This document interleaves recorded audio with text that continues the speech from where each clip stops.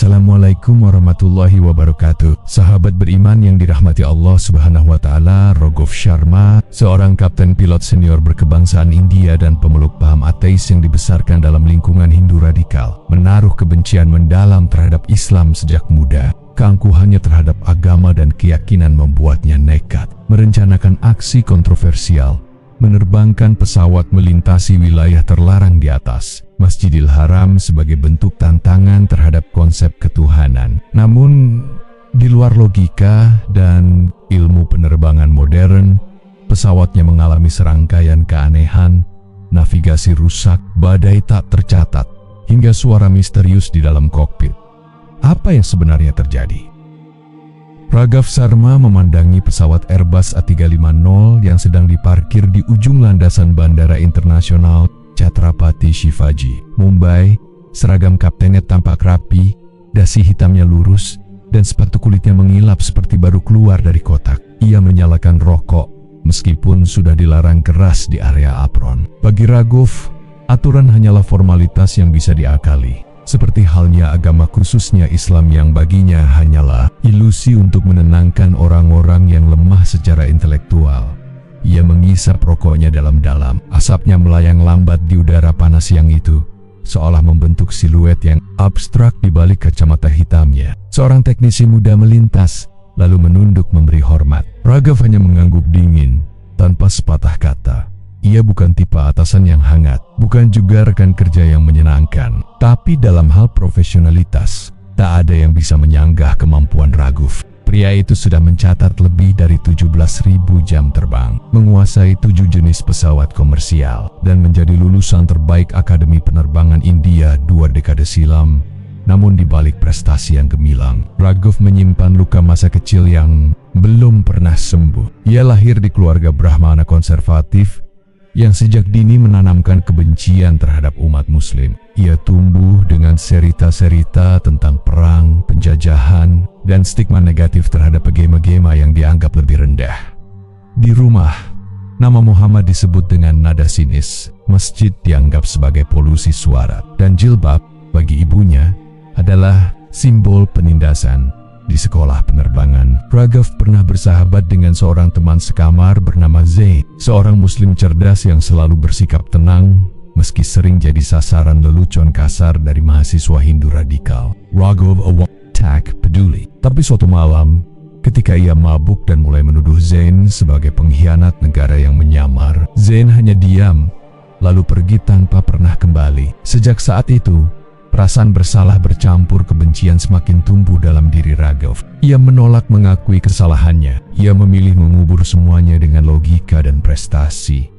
Baginya, tak ada tempat untuk iman dalam kokpit. Tuhan tak pernah membantu seseorang mendaratkan pesawat di tengah badai. Iman tak bisa menyelamatkan penumpang dari kerusakan mesin. Yang bisa hanyalah keterampilan, kalkulasi, dan teknologi. Itu sebabnya Raghav sering mengejek rekan kerjanya yang rajin salat atau berdoa sebelum lepas landas. Kalau Tuhan memang hebat, kenapa masih ada pesawat jatuh? Ejeknya suatu ketika di ruang briefing membuat suasana mendadak canggung. Reputasinya sebagai pilot dingin tapi jenius membuatnya disegani, tapi juga dijauhi. Orang-orang tahu Raghav bukan orang yang bisa diajak bicara soal hati. Ia hanya percaya pada apa yang bisa diukur, dihitung, dan diprediksi. Tapi, ironisnya, dunia penerbangan justru penuh kejadian tak terduga. Di rumahnya yang minimalis namun mahal di pinggiran Mumbai, Raghav hidup sendirian, tak pernah menikah, tak pernah dekat dengan siapapun. Ia hanya punya 2 cinta sejati, langit, Tonk. Setiap kali menerbangkan pesawat, ia merasa dirinya dewa mengendalikan ratusan nyawa di balik kaca kokpit, menjelajahi atmosfer yang bagi manusia biasa hanya bisa dipandangi. Namun, kekuasaan itu perlahan berubah menjadi obsesi. Ia mulai mencari batas langit, bukan secara ilmiah, tapi secara simbolis. Ia ingin membuktikan bahwa manusia bisa melampaui semua mitos dan larangan. Ia mulai membaca berbagai artikel tentang tempat yang dianggap suci, zona udara yang terlarang karena alasan agama. Salah satunya adalah wilayah udara Makkah, yang secara resmi tidak boleh dilewati oleh pesawat terbang sipil. Raghav tersenyum. Saat membaca artikel itu, ia menganggap larangan tersebut sebagai simbol kelemahan. Takut apa mereka sampai harus larang pesawat lewat? Gumamnya sambil meneguk whisky. Ia menyimpan artikel itu bukan karena ia tertarik, tapi karena ada satu bagian kecil dalam dirinya yang merasa tertantang di pikirannya. Larangan-larangan seperti itu hanyalah warisan kuno yang menghambat kemajuan manusia. Dan bila suatu hari ia bisa membuktikan bahwa larangan itu tidak berarti apa-apa, bahwa ia bisa melintasi Ka'bah dari udara dan keluar tanpa apapun terjadi, maka itu akan menjadi kemenangan bagi logika atas dogma.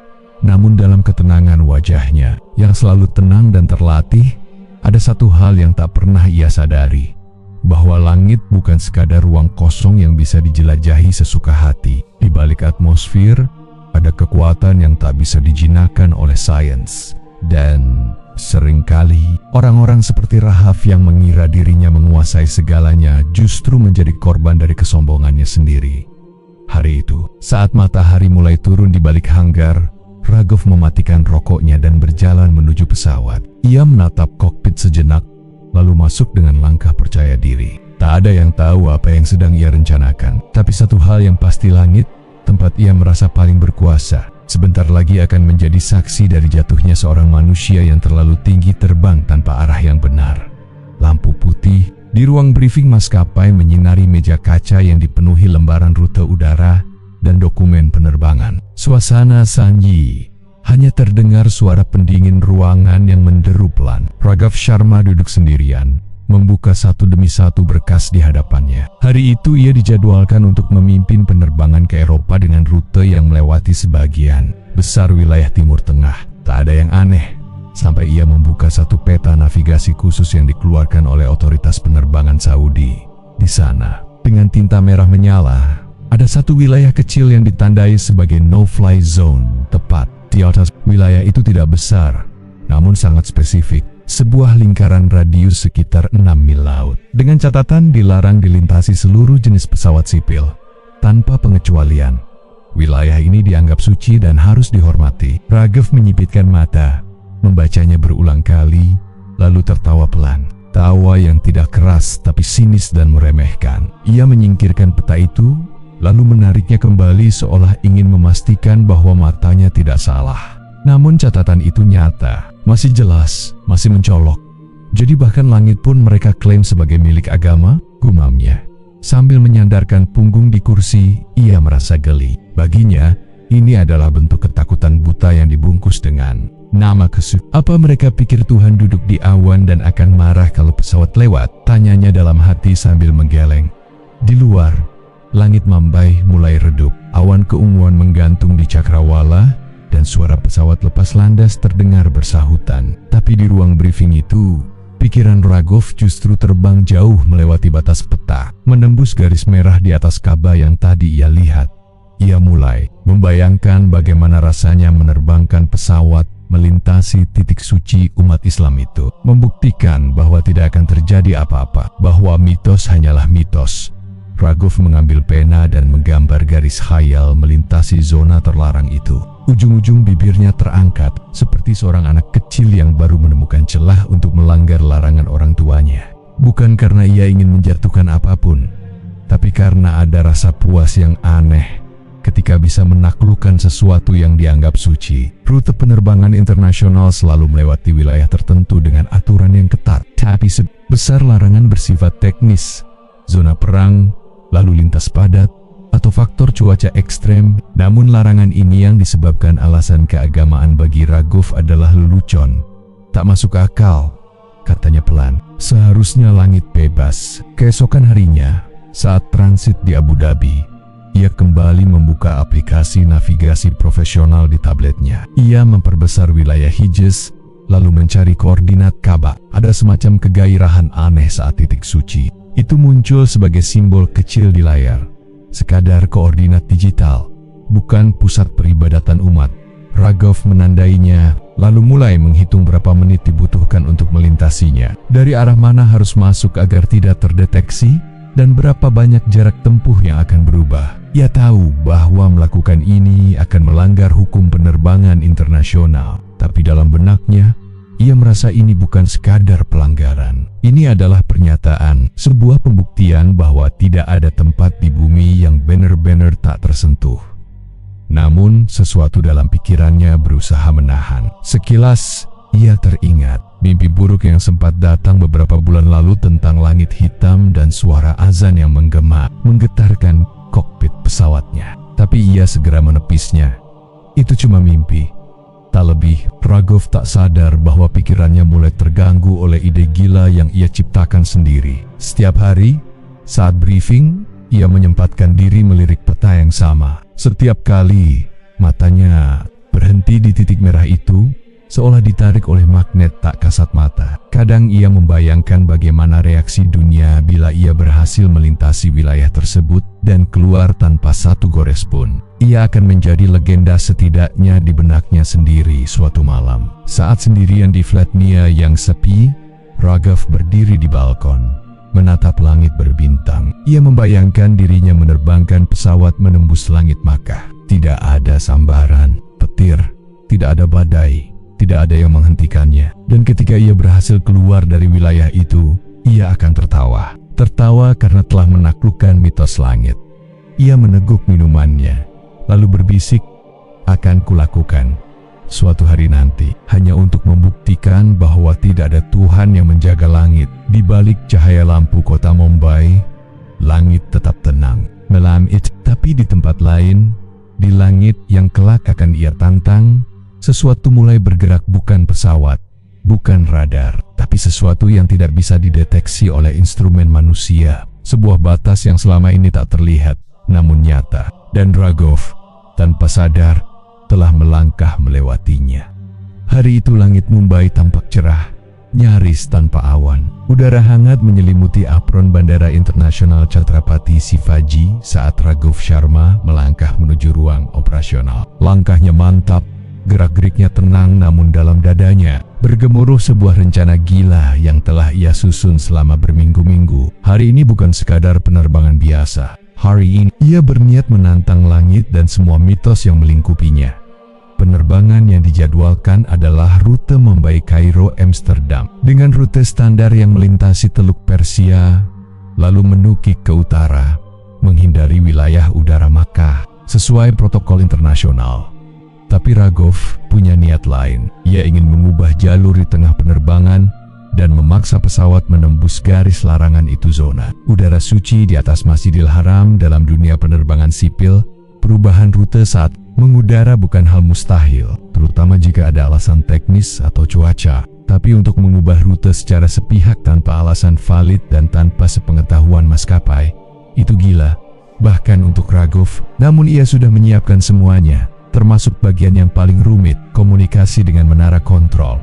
Di minggu-minggu sebelum ia mendekati seorang pria bernama Suresh Batra, pegawai senior di unit Air Traffic Control ATC India yang terkenal pragmatis dan longgar terhadap uang. Mereka bertemu diam-diam di sebuah lounge tua di bandara, tempat Ragov menyerahkan sebuah koper kecil berisi uang tunai. Suresh awalnya ragu, namun akhirnya tunduk juga. Dunia aviasi penuh rahasia, dan ia sudah terlalu lama berada di dalamnya. Untuk menolak permainan seperti ini, aku hanya perlu kamu ubah koordinat jalur Bravo 7 saat aku sudah di atas Laut Arab, bisik Ragov.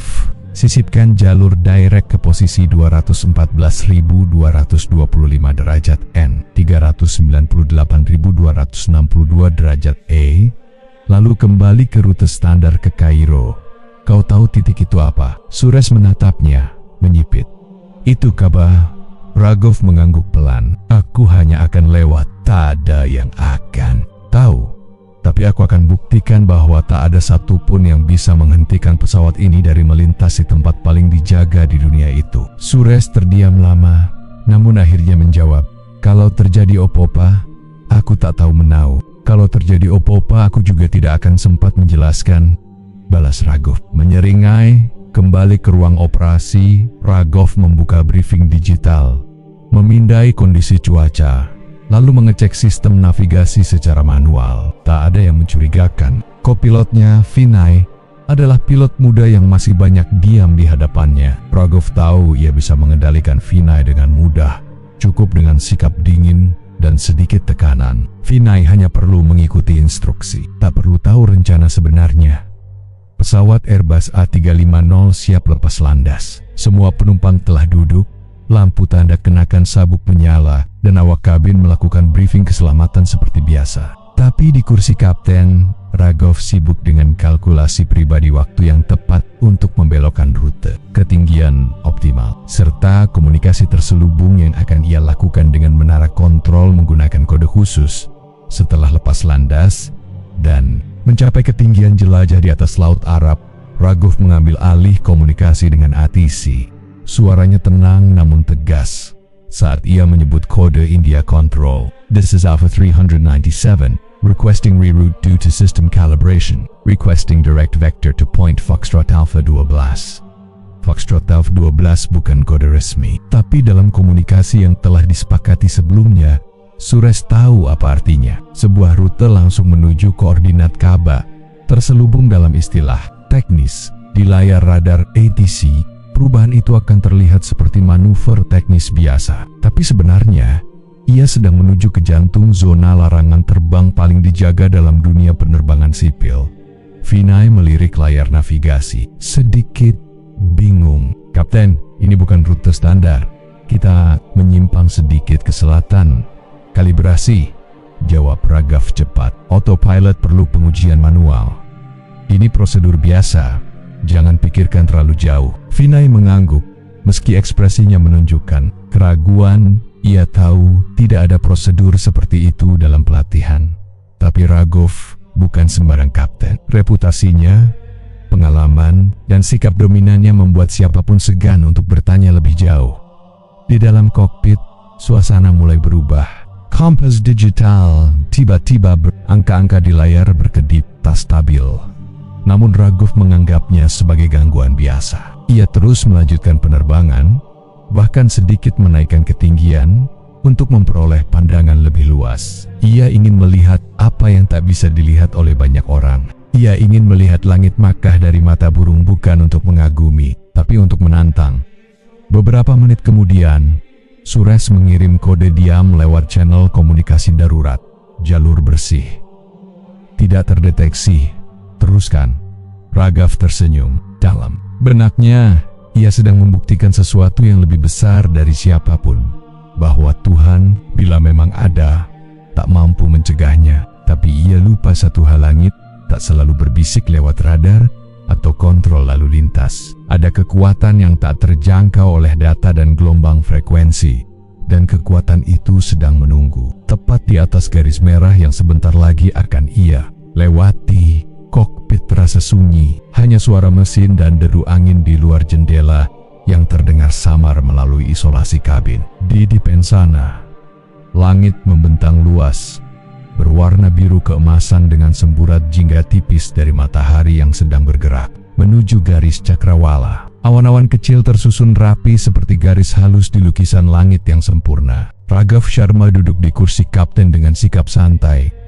Jemarinya bermain di tuas throttle sambil sesekali menatap layar navigasi. Si kopilot sibuk mengecek laporan cuaca dari jaringan satelit. Semua sistem menunjukkan kondisi ideal. Tidak ada badai, tidak ada turbulensi, hari yang sempurna untuk terbang. Namun Raghav tak sekadar ingin menyelesaikan penerbangan. Ia menanti momen istimewa yang telah ia rencanakan dengan sangat cermat. Sudah 1 jam lebih, mereka meninggalkan wilayah udara India dan mulai memasuki langit Arab Saudi. Raghav telah mengarahkan pesawat perlahan lehen ke selatan dari jalur standar. Kopilotnya masih mengira ini bagian dari prosedur kalibrasi. Tak ada alarm, tak ada peringatan dari menara kontrol. Semua tampak tenang, terlalu tenang. Beberapa mil menjelang garis tak kasat mata zona udara Makkah, suasana mendadak berubah. Raghav menoleh keluar jendela dan mendapati warna langit mulai kelabu. Meski radar cuaca tidak menunjukkan awan badai, cahaya matahari menghilang perlahan seperti ditelan tirai tak kasat mata. Warna biru cerah berubah menjadi keabu-abuan, lalu kelam seperti jelang malam, padahal jam masih menunjukkan pukul 5 sore waktu setempat. Vinay melirik layar radar. "Kapten, tidak ada pembacaan cuaca buruk di sini, tapi langit mendung. Sangat cepat berubah, teriskan saja. Kadang ini hanya pantulan atmosfer dari gurun." Jawab Ragov singkat, tapi batinnya mulai gelisah. Tiba-tiba, layar navigasi mulai berkedip, titik koordinat bergetar seperti terganggu gelombang. Kompas digital berubah nilai secara acak selama beberapa detik sebelum kembali normal. Sistem autopilot memunculkan pesanan calibration error, manual control required. Padahal sistem ini baru diuji 2 minggu lalu. Ia mengambil alih kendali secara manual. Pesawat masih stabil, namun ada perasaan ganjil yang sulit dijelaskan. Seluruh dashboard menyala seperti biasa, tetapi beberapa indikator terutama arah dan tekanan udara menunjukkan nilai yang tidak konsisten. Vinay mulai menyadari ada yang tidak wajar. Kapten, saya belum pernah lihat ini. Indikator tekanan turun naik sendiri. Bisa jadi sensor rusak. Sensor tak rusak. Sistem ini terlalu canggih untuk kesalahan semacam itu, ujar Ragov sambil memukul ringan sisi panel. Namun pesawat tetap melaju. Layar luar menunjukkan ketinggian 36.000 kaki. Di bawah sana, padang pasir membentang luas, tapi tak ada yang terlihat jelas. Semuanya kabur. Awan kelabu mengelilingi pandangan mereka seperti kabut yang naik dari tanah, bukan turun dari langit. Vinay menatap jendela kokpit dengan cemas. Kapten, kita mendekati zona terlarang kan? Ragov diam, tetap lurus ke depan, seolah mencari sesuatu yang tidak bisa dijelaskan dengan angka atau grafik. Ia merasa pesawat seperti ditarik perlahan, meskipun semua kendali berada di tangannya. Ada semacam kekuatan yang tidak bisa dijelaskan oleh sains. Angin mulai menghantam sisi kanan pesawat. Tidak keras, tapi cukup membuat badan pesawat sedikit miring. Ragov mengatur ulang trim agar tetap seimbang. Namun saat ia menyentuh panel navigasi, seluruh layar tiba-tiba mati selama 5 detik penuh. Sebelum menyala kembali dengan tampilan kacau, huruf-huruf digital berkedip, sebagian hilang, dan sisa-sisa kode aneh seperti simbol asing muncul di pojok bawah layar. Apakah ini virus atau interferensi militer? Vinay mulai panik. Ragov tetap tenang di permukaan, meski dadanya mulai sesak. Ini di luar nalar. Semua sistem telah diperiksa. Semua jalur komunikasi masih aktif, namun tak ada balasan dari menara. Ia coba memanggil ATC India Control. This is Alpha 397. Requesting update. We have system anomaly. Please advise. Tak ada jawaban. Hanya dengungan panjang. Ia ulangi 3 kali. Tetap sama. Ini mustahil, katanya lirih. Ini bukan kesalahan teknis, bukan gangguan biasa. Suasana di kokpit mulai berubah. Bukan hanya gelap di luar, tapi juga sunyi di dalam. Seolah-olah suara mesin pun ikut menunduk pada sesuatu yang tak terlihat. Di kejauhan, awan menggumpal, membentuk pusaran. Tak seperti badai biasa, lebih mirip kabut tebal yang berputar lambat, namun tetap berada di tempat. Dan di tengahnya, langit seperti membuka celah kecil, hitam dan menganga, menanti mereka masuk. Ragov merasa bulu kuduknya berdiri. Sesuatu dalam dirinya berteriak untuk memutar balik, tapi ego yang selama ini ia banggakan menahan semua logika. Ia sudah terlalu jauh. Ia ingin tahu apa yang ada di balik garis itu. Ia ingin membuktikan bahwa langit bukan milik siapapun. Namun saat pesawat mulai memasuki wilayah pusaran itu, lampu indikator berbunyi serempak. Bukan 1, tapi 5 sistem memperingatkan kegagalan. Gyro sensor failure, air pressure conflict, radar signal, lost auto trim error. Dan terakhir, satu suara sistem komputer berkata dengan tenang, unidentified magnetic field detected. Vinay memandang kaptennya dengan wajah pucat. Kapten, saya rasa kita tidak boleh ada di sini. Ragov tidak menjawab. Untuk kalinya dalam hidupnya, ia tidak punya kata. Ia hanya menatap langit yang semakin gelap, seolah langit itu bukan lagi sekadar ruang kosong, tapi makhluk yang sedang menatap balik padanya. Di layar navigasi digital pesawat, Airbus A350, garis-garis. Jalur penerbangan yang biasanya terlihat rapi dan tegas kini mulai bergelombang tak beraturan. Seolah dunia udara yang terstruktur itu mulai kehilangan bentuk. Lampu indikator berkedip tak serempak. Sebagian mati, sebagian menyala sendiri tanpa perintah. Namun bagi Ragov Sharma, semua itu hanya gangguan kecil dalam rencana besar yang telah ia susun dengan licik. Dari balik jendela kokpit, langit tampak pekat, nyaris hitam. Tidak ada bintang, Tidak ada cahaya bulan, hanya awan kelabu menggantung rendah seperti kabut tebal yang enggan bergeser. Suhu dalam kabin turun drastis, membuat embun tipis mulai membentuk pola di pinggir kaca kokpit. Padahal sistem pengatur suhu menunjukkan angka stabil. Keanehan ini tak pernah muncul dalam puluhan ribu jam terbang Rogov sebelumnya. Kopilot muda yang duduk di sebelah kirinya mulai menunjukkan kegelisahan yang tak bisa disembunyikan. Suaranya terdengar serak saat akhirnya bersuara, "Kapten, kita kehilangan sinyal radar. Indikator ground proximity mati total." Rogov hanya menatap lurus ke depan, wajahnya tegang tapi penuh kendali. Ia tidak panik, tidak pula kaget. Dalam benaknya, semua ini adalah reaksi berlebihan dari sistem elektronik terhadap medan tertentu. Ia masih percaya bahwa semua bisa dijelaskan secara logis. Bahkan ketika logika perlahan mulai kehilangan tempat di dalam kokpit itu, "Kita akan teruskan," jawabnya dingin. "Sedikit lagi, luruskan pesawat. Jangan ubah arah." Vinny mulut hendak membantah, tapi tak ada keberanian yang cukup untuk menolak perintah sang kapten. Ia tahu bahwa arah pesawat saat ini sudah menyimpang dari rute resmi dan mengarah ke koordinat larangan udara di atas Masjidil Haram. Sebuah zona yang selama ini hanya dibicarakan dalam pelatihan sebagai daerah yang harus dihindari. Bukan karena bahaya, tapi karena penghormatan terhadap nilai-nilai spiritual yang tak tertulis di buku manual. Rogov mencondongkan tubuh, memperhatikan horizon buatan yang mulai goyah.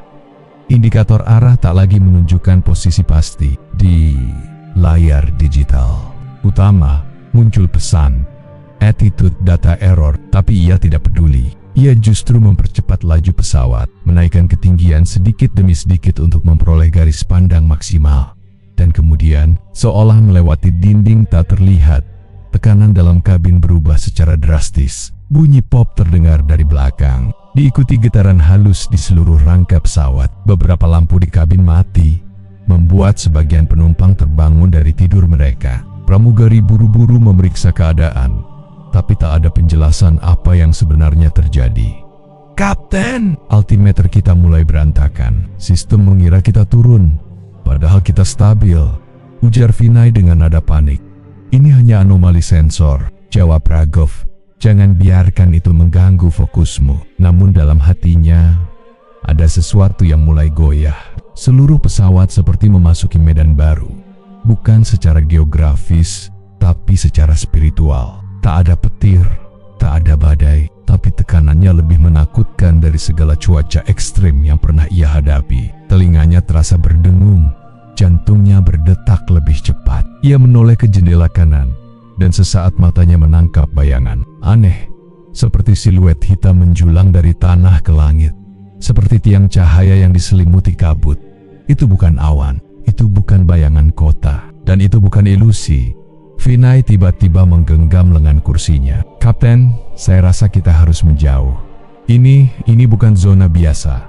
Sesuatu sedang terjadi." "Diam dan tetap fokus," bentak Rogov. Matanya membelalak. "Jangan biarkan kepercayaan bodoh itu mengalahkan kontrol kita." Namun saat itu juga, seluruh sistem komunikasi padam. Suara dari menara kontrol hilang. Sinyal satelit mendadak kosong. Yang tersisa hanya suara mesin dan getaran aneh dari dalam struktur pesawat. Rogov mencoba berkomunikasi melalui jalur cadangan. Namun suara yang keluar hanya gumaman berisik, seperti siulan mendalam yang memekakkan telinga.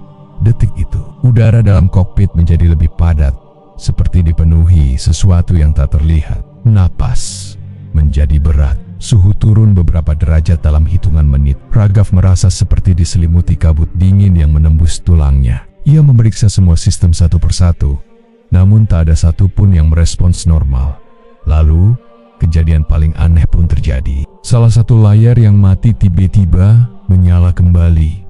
Namun bukan dengan tampilan peta atau data navigasi, melainkan hanya satu simbol, lingkaran hitam dengan titik putih di tengahnya. Simbol itu berdenyut pelan, seperti jantung yang berdetak. Tak ada keterangan, tak ada tombol untuk menutupnya. Rogov terpaku. Otaknya mencoba mencari makna. Simbol itu tak dikenal dalam sistem penerbangan manapun. Namun entah mengapa, ia merasa simbol itu sangat familiar, seperti pernah dilihat di tempat lain. bukan di dunia profesional, melainkan di dalam mimpinya yang berulang mimpi yang ia anggap tak penting. Tentang kegelapan dan suara azan yang menggema dari tempat tak bernama, ia memejamkan mata sesaat, berusaha menenangkan pikirannya.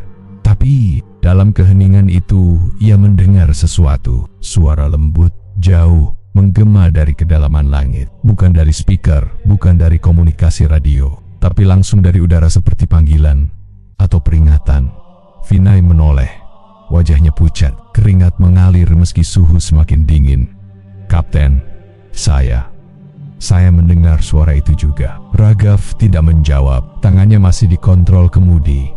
Namun kini mulai gemetar. Ia tahu mereka telah menyeberangi sesuatu. Bukan sekadar koordinat dalam peta, tapi batas tak kasat mata yang selama ini dijaga bukan oleh radar atau teknologi, melainkan oleh sesuatu yang lebih tinggi dan lebih agung. Namun ia tetap diam, memaksa pesawat menuju titik pusat, masih yakin bahwa ini hanya gangguan, bahwa semua bisa dijelaskan, bahwa Tuhan pun bila ada, tak mungkin bisa menghalangi mesin buatan manusia. Ia belum tahu bahwa garis yang ia langgar bukan sekadar batasan udara, tapi garis antara akal dan peringatan, garis antara kesombongan dan kehancuran. Pesawat Airbus A350 itu melaju seperti peluru perak di langit senyap. Namun diam yang membungkus tubuh logam itu bukan keheningan biasa. Sesuatu yang ganjil sedang terjadi di ketinggian lebih dari 30.000 kaki. Langit yang awalnya tampak kelabu, pekat kini seolah mengandung bara. Angin mulai berputar tak wajar, seolah mengitari titik tertentu yang tak terlihat. Raghav menatap layar navigasi yang kini hanya menampilkan simbol-simbol kosong dan gelombang statis. Tak ada sinyal satelit, tak ada data cuaca, tak ada petunjuk apapun. Pesawat terasa berat, getaran mulai terasa di bawah telapak kaki, merambat naik ke tubuh. Vinay, yang sejak tadi pucat, mencengkeram sabuk pengamannya erat. Matanya tak bisa lepas dari jendela kokpit yang kini menampilkan pemandangan yang tak masuk akal. Langit yang seharusnya luas kini seakan menyempit, seperti ditarik oleh kekuatan yang datang dari segala arah. Tiba-tiba, seberkas cahaya ungu menyambar tepat di depan pesawat. Petir itu bukan seperti kilat biasa. Ia tak menyentak, tapi melengkung, berputar seperti ular raksasa yang menari dalam badai. Suaranya tak hanya menggelegar, tapi bergema di dada, menekan gendang telinga hingga menyakitkan. Sistem kelistrikan pesawat berkedip liar. Seluruh lampu kabin padam dan nyala berulang seperti jantung yang tak stabil. Di dalam kabin penumpang, kepanikan mulai menyebar. Suara tangis anak kecil, teriakan bingung orang dewasa, dan permintaan maaf yang terbota-bota kepada Tuhan memenuhi ruang sempit itu. Beberapa penumpang yang beragama Islam mulai mengangkat tangan, membaca doa dengan suara yang lirih tapi mantap. Di barisan lain, seorang wanita Katolik meraba lehernya, mencari salib kecil yang tergantung di rantai. Beberapa pria Hindu melipat tangan, memejamkan mata, menyebut nama dua-dua dengan getar penuh ketakutan. Namun di kokpit, Raghav masih bersandar di kursinya, meski keringat dingin membasahi pelipisnya dan tangannya gemetar halus. Ia memaksakan senyum sarkastis. "Lihatlah," gumamnya. "Langit murka hanya karena pesawat lewat. Kalian kira ini kutukan?" Ia tertawa hambar, nyaris seperti orang mabuk. Vinay menatapnya ngeri. "Kapten, ini tidak normal. Kita harus naik atau turun. Kita harus keluar dari zona ini sebelum tak ada yang bisa kita lakukan." Potong Raghav. "Kalau Tuhan mereka betul-betul marah, mengapa tidak dari tadi? Kenapa harus sekarang, saat kita hampir berhasil?" Belum sempat Vinay menjawab, sebuah guncangan luar biasa menghantam badan pesawat dari arah bawah. Tubuh pesawat terangkat sebentar, lalu jatuh beberapa meter dalam hentakan tajam. Semua barang di kabin berterbangan. Masker oksigen turun otomatis. Jeritan memecah kabin. Seorang pria yang duduk di lorong terbanting ke kursi depan, pelipisnya robek. Tapi pesawat terus melaju, seolah menolak mati. Raghav mencengkeram kendali. "Aku masih punya kontrol," teriaknya meskipun indikator menunjukkan sebaliknya. Seluruh sistem kendali digital mengalami gangguan. Auto trim mati. Kemudi terasa berat dan lengket, seperti ditahan oleh kekuatan tak terlihat. Kemudian datanglah cahaya itu. Dari arah depan, di luar jendela kokpit. Sebuah sinar putih menyilaukan muncul begitu saja. Ia bukan cahaya biasa, bukan kilat, bukan pantulan matahari. Cahaya itu tidak berkedip. Ia menetap, bulat, terang luar biasa hingga tak bisa dipandang langsung. Raghav refleks menutup mata, tapi dalam gelap yang ia ciptakan sendiri, bayangan cahaya itu tetap melekat. Bukan hanya di retina, tapi juga di pikirannya. Vinay menjerit, apa itu? Tak ada jawaban, hanya hening yang menyesakkan. Semua suara lenyap, suara mesin, suara badai, bahkan suara pikiran sendiri seolah diserap oleh pancaran itu.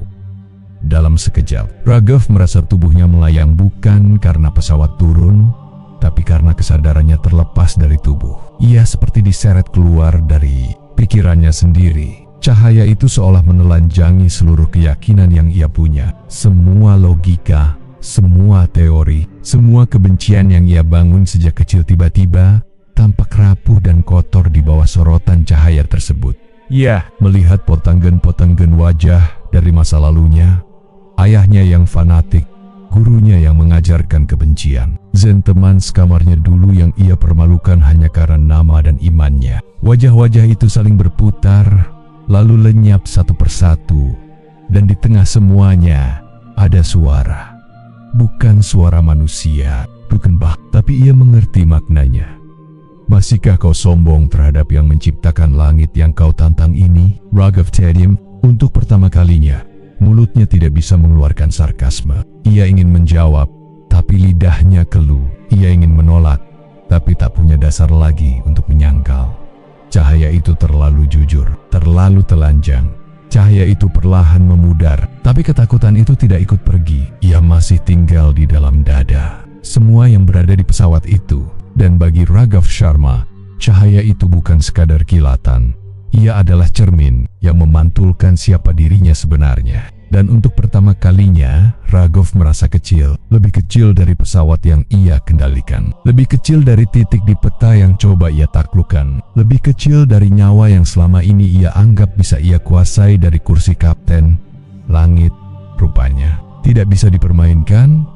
Langit di atas Makkah siang itu tampak aneh, tidak seperti biasanya. Awan yang seharusnya tipis dan berarak pelan, mendadak membentuk pusaran besar yang menggantung di satu titik, persis di atas Masjidil Haram.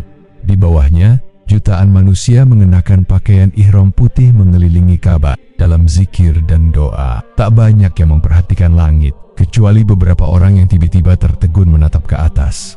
Satu bayangan logam melintas. Awalnya hanya titik kecil, namun makin lama makin jelas sebuah pesawat besar, berwarna putih perak, terlihat berputar tak menentu.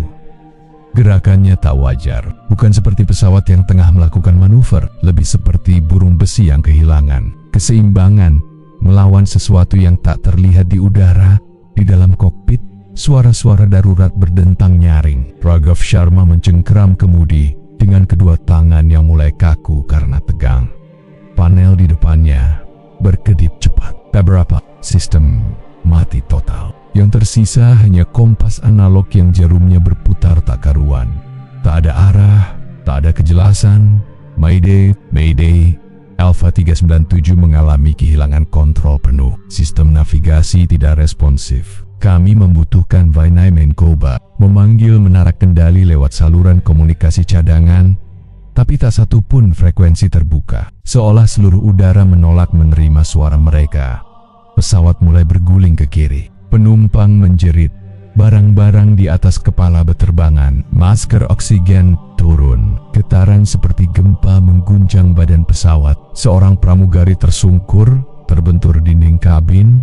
Darah mengalir dari pelipisnya. Di antara kekacauan itu, sebagian penumpang masih berusaha berdoa. Beberapa hanya bisa menangis, menyerah pada takdir.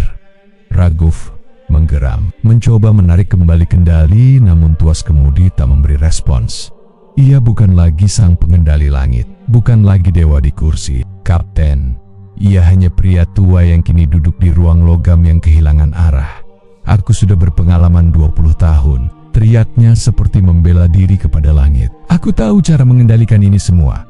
Namun pesawat terus berputar. Sayap kiri menukik tajam ke bawah.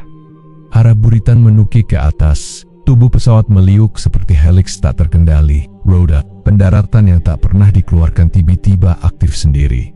Indikator tekanan kabin melonjak, lalu hilang dari layar. Oksigen darurat hanya bertahan beberapa detik sebelum suplai terputus. Suara alarm semakin nyaring, namun tak ada satupun prosedur darurat yang bisa dilakukan.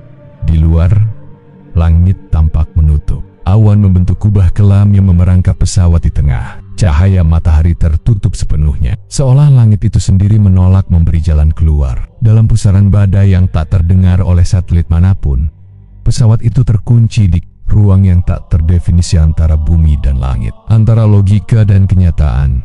Raghav menoleh ke Vinay yang sudah tak sanggup berkata-kata. Wajah pemuda itu pucat, tubuhnya gemetar, namun matanya seperti pasrah. Dalam lirihnya terdengar doa yang ia bisikan sendiri, entah kepada siapa. Raghav merasa terasing. Ia tak pernah percaya pada doa, tapi saat ini semua teori yang ia agungkan seperti lelucon pahit. Tak ada teknologi yang bisa menolongnya. Tak ada tombol yang bisa mengembalikan kendali. Matanya mulai panas. Antara ketakutan dan kemarahan, ia mendongak, menatap langit yang kini berubah menjadi dinding gelap tak berujung. Kenapa? Raungnya. Apa salahku hanya karena ingin tahu? Hanya karena ingin membuktikan bahwa semua ini hanya ilusi. Tapi langit tak menjawab. Yang datang justru hembusan angin kencang yang menyentak badan pesawat ke atas, lalu menjatuhkannya kembali dengan kecepatan yang menghentak seluruh isi kabin. Beberapa panel di bagian atas runtuh, kabel-kabel mencuat, beberapa penumpang terhempas dari kursi mereka, tak sempat mengenakan sabuk pengaman.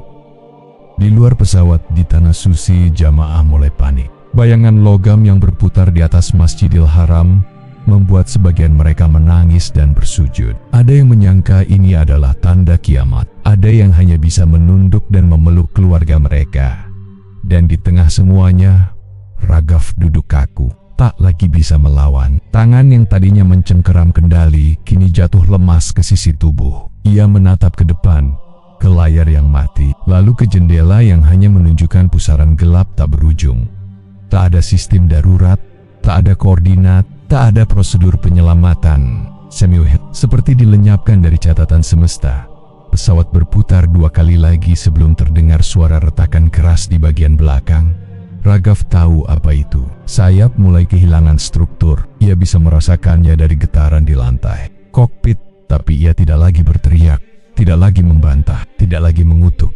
Ia hanya menutup mata. Dan untuk pertama kalinya dalam hidupnya, tidak merasa berada di atas, tidak merasa memegang kendali.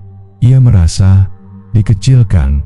Langit tak lagi tampak biru, tak lagi bersahabat. Ia telah berubah menjadi gerbang penghakiman. Dan bagi Raghav Sharma, tak ada cara untuk melarikan diri dari kebenaran yang ia tantang sendiri. Dalam hitungan detik, langit menutup dirinya sepenuhnya, dan bumi menunggu dengan diam. Matahari menyingsing perlahan di atas dataran tandus Jazirah Arab.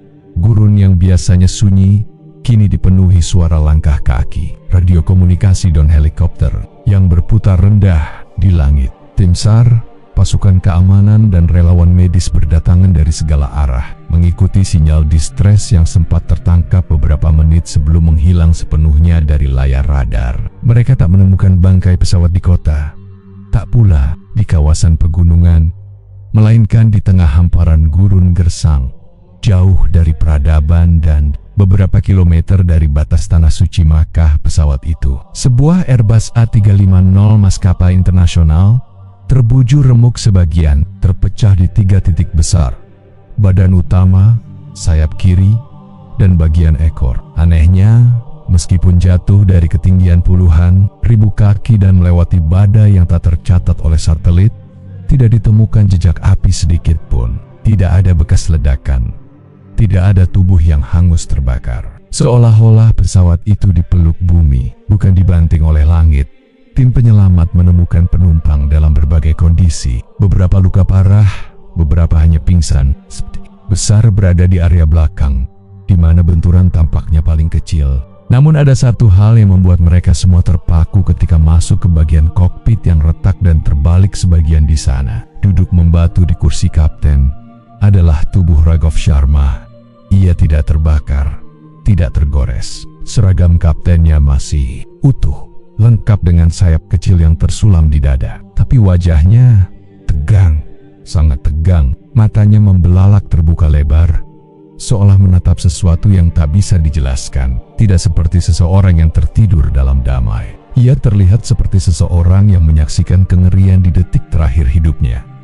Tangannya mencengkeram dada erat, seolah menahan sesuatu. Para petugas medis harus membuka jari-jarinya satu persatu untuk melihat apa yang ia genggam. Dan di sana, mereka menemukan benda kecil yang membuat semua orang di tempat itu diam. Sebuah kartu log penerbangan, telepatu dengan catatan tulisan tangan Raghav sendiri, koordinat penerbangan modifikasi dan catatan pendek yang ia tulis sendiri. Malam sebelum lepas landas. Jika aku benar, maka Tuhan hanyalah mitos. Jika aku salah, maka aku tak akan sempat menyesal. Beberapa orang terdiam membaca tulisan itu. Seorang perwira muda yang pertama kali membacanya tak bisa menahan gumam lirih. Tapi kau sempat menyesal, Kapten. Lihat wajahmu. Raghav mati dalam keadaan yang tak bisa dijelaskan oleh ilmu medis atau prosedur penerbangan. Jantungnya berhenti, tapi tidak karena serangan jantung. Tidak ada pendarahan internal, tidak ada trauma fisik besar. Ia mati dalam ketakutan yang dalam, seolah-olah sesuatu telah menunjukkan kepadanya kebenaran yang selama ini ia sangkal. Dan kebenaran itu begitu nyata, begitu kuat, hingga membuat jiwanya menyerah. Bahkan sebelum tubuhnya hancur, kabar jatuhnya pesawat segera menyebar ke seluruh dunia. Media internasional melaporkan kecelakaan ini sebagai salah satu keajaiban. Banyak yang mempertanyakan mengapa pesawat bisa jatuh tepat di luar zona Masjidil Haram, padahal jalur yang ditempuh sudah melanggar batas udara suci. Para pakar penerbangan kebingungan mengapa tidak ada sinyal bahaya yang konsisten, dan mengapa cuaca buruk di jalur itu tak terdeteksi oleh satelit atau radar manapun. Namun di antara semua pertanyaan teknis dan teori yang berseliweran, satu kisah mulai menyebar dari para penyintas tentang suara, tentang cahaya, tentang tekanan yang tidak berasal dari luar, tapi dari dalam dada mereka. Banyak penumpang yang selamat bercerita bahwa saat badai menggila dan pesawat mulai kehilangan kendali, mereka merasakan sebuah panggilan, seolah langit sendiri berbicara.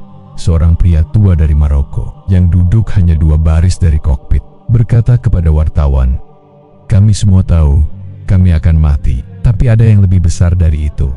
Ada sesuatu yang turun, dan aku yakin bukan kami yang dituju tapi sang pilot." Kisah itu cepat menyebar, tapi tentu saja sebagian orang mengabaikannya, menganggap itu histeria massal, efek trauma, atau sekadar interpretasi religius dari insiden biasa. Namun tubuh Raghav Sharma tidak biasa.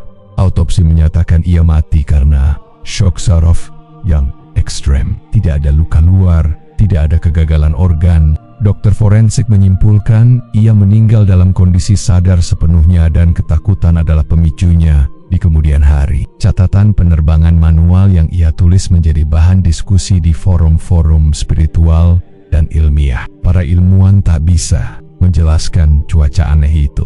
Para agamawan menyebutnya peringatan. Tapi satu hal yang tak terbantahkan, pesawat itu jatuh tepat di luar garis suci. Tidak sejengkal pun masuk ke wilayah haram. Siliolah ada tangan tak kasat mata yang menahan. Dan dari puing-puing logam yang berserakan di gurun itu, satu kebenaran muncul perlahan. Langit rupanya tidak diam. Langit bisa menegur, bisa menahan, bisa mengungkapkan kebenaran pada orang yang selama ini menantangnya. Raghav mungkin sudah mati, tapi kematiannya menjadi hidup dalam ingatan banyak orang sebagai tanda, sebagai pelajaran, dan mungkin sebagai pembenaran bahwa kesombongan manusia tak akan pernah bisa melampaui batas yang ditetapkan oleh Yang Maha Kuasa. Laboratorium forensik penerbangan di Riyadh dipenuhi keheningan tegang saat para ahli duduk mengelilingi meja panjang, menatap satu benda kecil berwarna oranye terang yang baru saja tiba dengan pengawalan ketat. Di atasnya tertulis nomor identifikasi pesawat, Evelan 397. Itu adalah kotak hitam pesawat yang jatuh di gurun gersang yang secara misterius selamat dari benturan dahsyat dan tidak menunjukkan tanda-tanda terbakar sedikit pun.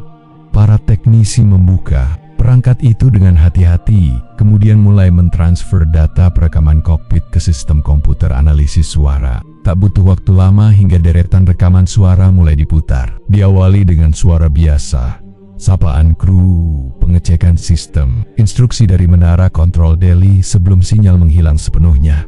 Namun, detik-detik berikutnya membuat ruangan yang awalnya penuh rasa penasaran berubah menjadi tegang. Suara angin mulai terdengar menggila di rekaman, meski mikrofon kokpit seharusnya cukup terisolasi dari suara luar. Kemudian, suara-suara alarm sistem mulai berdering, bersahutan sebuah tanda bahwa pesawat benar-benar memasuki kondisi krisis. Lalu, terdengarlah suara Kapten Raghov Sharma. Suaranya terdengar kasar, terburu-buru. Apa ini? Kenapa radar kosong semua? Vinay, kau lihat ini? Suara Vinay terdengar menjawab dengan gugup. Kapten, kita kehilangan semua sinyal. Saya tidak tahu arah lagi. Lalu muncul suara dentuman bukan dari sistem pesawat, tapi seperti pukulan besar dari luar tubuh pesawat. Para teknisi saling memandang. Apakah ini turbulensi? Tanya salah satu petugas senior. Terlalu teratur, durasinya seragam, bukan guncangan alam. Jawab seorang teknisi audio sambil memperbesar spektrum suara. Dan kemudian semua yang mendengarkan menahan napas. Di antara gemuruh mesin dan alarm, terdengar suara lain. Suara itu bukan berasal dari kru, bukan dari sistem otomatis. Suara itu muncul seperti bisikan yang pelan tapi jelas, mengandung tekanan yang aneh seperti gema dalam gua yang dalam. Seseorang berkata dalam bahasa yang tidak dikenali, bukan bahasa Arab, bukan Hindi, bukan Inggris. Para ahli linguistik yang ikut hadir diminta untuk menganalisis, tapi mereka hanya bisa menggeleng. Itu bukan bahasa manusia, atau setidaknya bukan dari bumi modern, ujar salah satunya lirih. Lalu rekaman memasuki menit-menit terakhir. Raghov terdengar mulai panik. Suaranya tak lagi berisi komando. Nada percaya dirinya menghilang, tergantikan rasa takut yang nyata. Yang datang, Vinay, kau lihat itu? Di depan kita? Vinay tidak menjawab, hanya terdengar helaan napas, lalu bunyi seperti orang memukul panel. Lalu suara Raghov terdengar lagi. Kali ini benar-benar putus asa. Siapa kau? Apa kau dan aku? Siapa kau? Dan di saat itulah suara lain masuk. Kali ini bukan bisikan, tapi suara berat yang muncul dari latar, dengan frekuensi rendah yang menggetarkan speaker ruang rekaman. Kata-kata itu hanya terdengar sekali. Engkau tahu siapa aku setelah itu? Suara statis memenuhi rekaman. Tidak ada ledakan, tidak ada benturan, hanya suara gemuruh samar seperti badai. Lalu diam. Para analis saling bertukar pandang. Mereka mencoba memutar ulang beberapa bagian. Beberapa teknisi berusaha menenangkan diri, mengira itu hanya kegagalan teknis atau interferensi dari gangguan elektromagnetik. Namun suara terakhir itu, yang diucapkan dalam tekanan mendalam dan getaran frekuensi rendah, terus menghantui ruangan. Seseorang akhirnya mematikan rekaman. Ini bukan data penerbangan biasa, gumam seorang insinyur tua. Ini semacam teguran, seolah ada kekuatan yang menunggu di batas langit. Tak butuh waktu lama hingga salinan rekaman bocor ke dunia maya. Cuplikan potongan suara Raghov yang berteriak, "Siapa kau?" menyelat viral. Namun suara berat yang menjawab hanya muncul dalam versi penuh yang tak dirilis ke publik secara resmi. Beberapa menduga itu hanya editan, tapi mereka yang ada di ruangan rekaman tahu suara itu nyata. Banyak yang menyebutnya sebagai rekaman penerbangan paling mengerikan sepanjang sejarah aviasi modern. Sebagian menganggapnya kejadian supranatural. Sebagian lagi, terutama kalangan ilmuwan skeptis, mencoba mencari penjelasan logis. Tapi tidak ada frekuensi, gelombang, atau bahasa yang bisa menjelaskan bagaimana suara-suara itu masuk ke dalam sistem perekam yang seharusnya tertutup dan terlindungi. Dan di luar semua itu, satu pertanyaan menggantung di benak semua orang. Apa sebenarnya yang dilihat Raghov Sharma di menit-menit terakhir hidupnya? Ia menghabiskan hidup menertawakan agama. Ia menganggap langit hanyalah ruang kosong tanpa makna. Ia menyangka bisa melewati batas tanpa konsekuensi. Namun, pada akhirnya, suara terakhir yang tertangkap kotak hitam bukanlah suara mesin atau manusia, tapi suara kebenaran Dan tak ada sistem navigasi di dunia ini yang bisa menghindari pertemuan dengan itu. Langit Makkah kembali teduh. Burung-burung berputar mengelilingi Ka'bah dalam pola alami yang tak pernah berubah. Para jamaah melanjutkan tawaf seperti biasa. Seakan kejadian dahsyat beberapa hari sebelumnya hanyalah bayangan yang melintas sebentar dalam sejarah yang terus bergulir. Namun di balik ketenangan itu, dunia sedang gempar. Media global menyoroti insiden jatuhnya pesawat FLN-397 dengan tajuk yang berbeda-beda, dari yang skeptis hingga yang penuh spekulasi spiritual. CNN menulis, sebuah keajaiban atau kegagalan sistem. BBC bertanya, mengapa pesawat jatuh tepat di luar tanah suci? Al Jazeera membuat tajuk yang paling menyita perhatian. Langit menolak dilanggar. Rekaman dari kotak hitam yang bocor ke publik semakin menyulut perdebatan. Potongan suara Kapten Raghav Sharma yang berteriak di menit-menit terakhirnya menyebar luas. Tayangan ulang itu menjadi viral, disandingkan dengan gambar satelit yang menunjukkan bahwa pesawat itu benar-benar membelok dengan paksa ke arah Makkah, lalu berhenti di udara, sebelum akhirnya jatuh di titik yang nyaris seperti digariskan takdir, tepat di luar batas haram. Para ilmuwan, teknisi penerbangan, dan ahli cuaca internasional dipanggil untuk mengkaji fenomena ini. Namun mereka pulang dengan lebih banyak pertanyaan daripada jawaban. Tidak ada rekaman cuaca yang menunjukkan badai. Tidak ada catatan radar yang menjelaskan mengapa komunikasi lenyap tiba-tiba. Dan tak satu pun perangkat navigasi yang bisa menjelaskan bagaimana pesawat bisa kehilangan kontrol total. Padahal sistem cadangannya masih aktif. Ada hukam yang tidak tertulis di sana, ujar seorang teknisi senior dari Prancis saat diwawancara. Dan itu bukan hukum fisika. Di kalangan umat Islam, insiden itu diyakini sebagai bentuk penjagaan Allah atas rumah sucinya. Para ulama di Timur Tengah dan Asia mengangkat kisah itu dalam khotbah Jumat, menekankan bagaimana langit bukan hanya ruang kosong, tetapi wilayah yang tunduk dan dijaga oleh kehendak Tuhan. Langit bukan untuk ditantang, apalagi jika niatnya adalah menodai kehormatan tanah suci, ujar seorang syekh di Makkah. Namun yang paling menarik perhatian bukanlah laporan teknis atau debat akademik, melainkan perubahan sikap beberapa penumpang yang selamat dari kecelakaan tersebut. Banyak dari mereka kembali ke negara masing-masing dengan pandangan hidup yang berubah. Seorang wanita Eropa yang ateis selama hidupnya tiba-tiba memutuskan mengenal Islam. Seorang pria India yang dulu bangga pada ilmu pengetahuan dan menertawakan agama, kini justru memulai perjalanan spiritualnya. Seorang saksi mata, seorang pria lanjut usia yang selamat dari kabin tengah, berkata dalam satu wawancara, "Aku tidak tahu apa yang terjadi secara teknis, tapi aku tahu ada sesuatu yang lebih tinggi yang turun waktu itu. Bukan turbulensi, bukan kuaka, tapi sesuatu yang membuat jantung kami semua berhenti. Bukan karena ketakutan, tapi karena kesadaran bahwa kita bukan siapa-siapa." Pemerintah India dan Saudi sepakat menghentikan penyelidikan setelah 2 bulan. Tidak ada pihak yang dijadikan tersangka. Tidak ada laporan akhir yang memuaskan. Merrick menyebutnya sebagai insiden penerbangan, langkah yang tidak bisa dijelaskan dengan pendekatan teknis. Namun di balik kesimpulan formal itu, semua pihak tahu ini bukan kecelakaan biasa. Foto tubuh Raghav Sharma yang ditemukan dengan mata terbuka dan tangan mencengkram catatan penerbangan menjadi simbol yang mendalam. Catatan itu kini disimpan di ruang arsip penerbangan internasional. Namun salinannya tersebar luas. Di sana tertulis pernyataan terakhirnya, "Jika aku salah, aku tak akan sempat menyesal." Dan dunia melihat ia memang tak sempat memohon maaf, tapi wajahnya menunjukkan betapa ia akhirnya tahu dirinya salah. Commission Raghav bukan hanya akhir dari seorang pilot yang congkak. Itu adalah cermin bagi siapapun yang merasa bisa mengendalikan segalanya dengan ego dan logika semata. Ia mewakili sisi manusia yang percaya bahwa teknologi adalah dewa baru, bahwa langit bisa dibelah dengan ambisi, dan bahwa tempat suci hanyalah titik di peta. Namun pada akhirnya, ia juga menjadi pelajaran pahit bahwa kesombongan manusia tak pernah bisa mengalahkan garis yang ditarik oleh Tuhan dan Makkah. Tetap suci, tak tergores, tak tersentuh. Seolah-olah langit sendiri menolak untuk membiarkan satu niat buruk pun melintas di atasnya. seolah-olah ada tangan tak terlihat yang menjaga, bukan hanya bangunannya, tetapi juga kehormatannya. Kisah Rogov berakhir dalam sunyi, tapi gema pelajarannya hidup dalam banyak hati. Ia mati sebagai orang yang keras kepala, tapi dari kematiannya lahir kesadaran baru bahwa ada batas yang tidak boleh dilanggar, dan ada langit yang tidak bisa ditantang.